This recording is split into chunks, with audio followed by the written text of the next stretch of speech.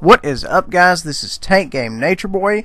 Today we have some IS-7 footage for you on Dragon Ridge. You know what a lot of folks don't understand about this map? That it is massive. This is one of the much larger maps than any of the typical stuff. And I'm not talking about mines or anything like that. This is just a massive map.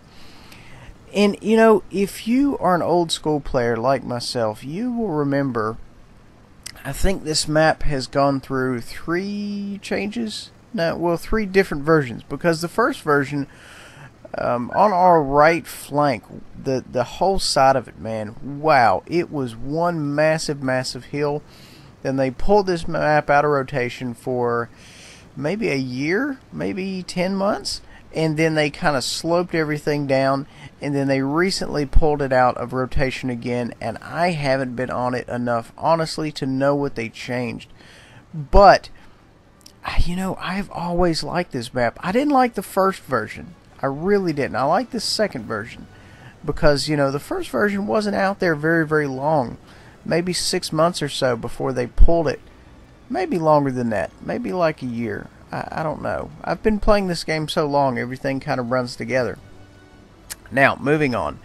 This is kind of the area where you want to be with a heavy tank. Not necessarily where I am at, but in this flank. The other flank, the reason you don't go over there with a heavy is there's not a whole lot of cover.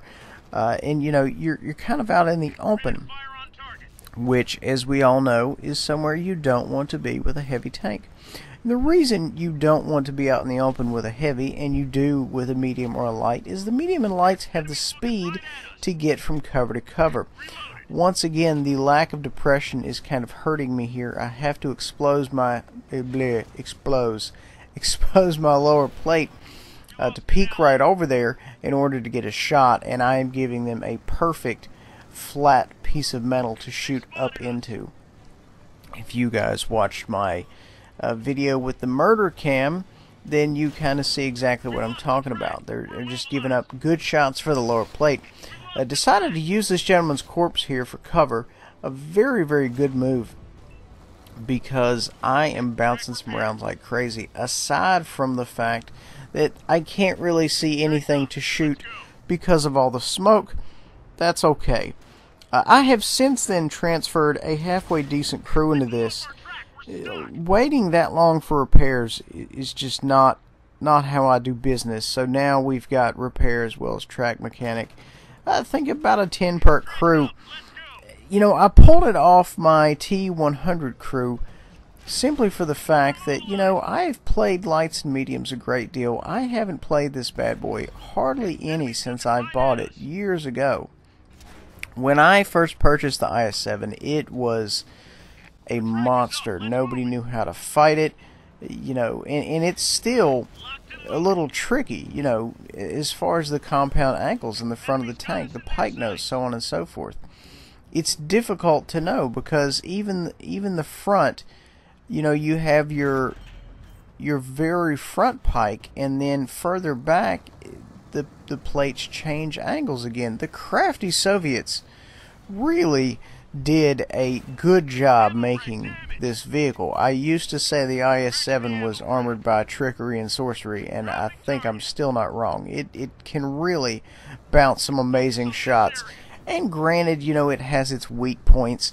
It doesn't necessarily have the mobility or the gun handling of the E5, but at the same time, it doesn't have the giant tumor that the E5 does, which is kind of, you know, a massive weak spot, which is what folks normally tend to go for.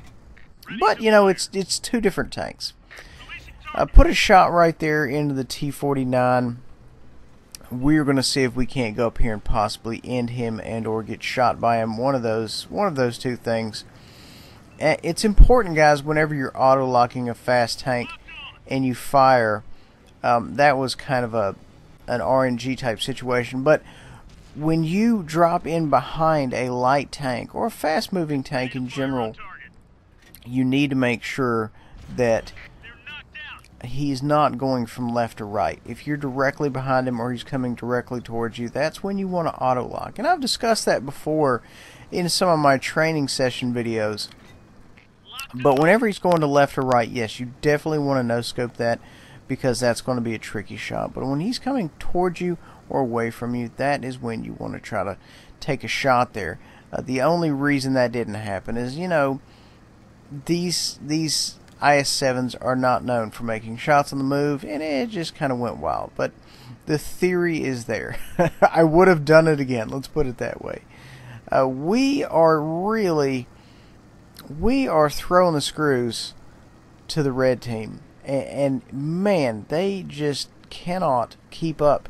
And that's a good thing and a bad thing, because we don't really see a whole lot of more combat, obviously, but at the same time, you know, we are securing this win. And that's kind of the bad thing, is that, you know, if your team does too well, you know, there's not a whole lot of damage to go around. But if your team does horribly, then you're going to end up getting murdered with 6 of one and half dozen of the other. You know, so it's just something to think about. 2,500 damage, even 5540 block damage. Really impressed with these block damage numbers. So we're really making it happen. Guys, I hope you enjoy. Please remember to like, subscribe, and share. Make sure to turn your notifications on so you know when the new videos come out. And we will catch you guys in the next video.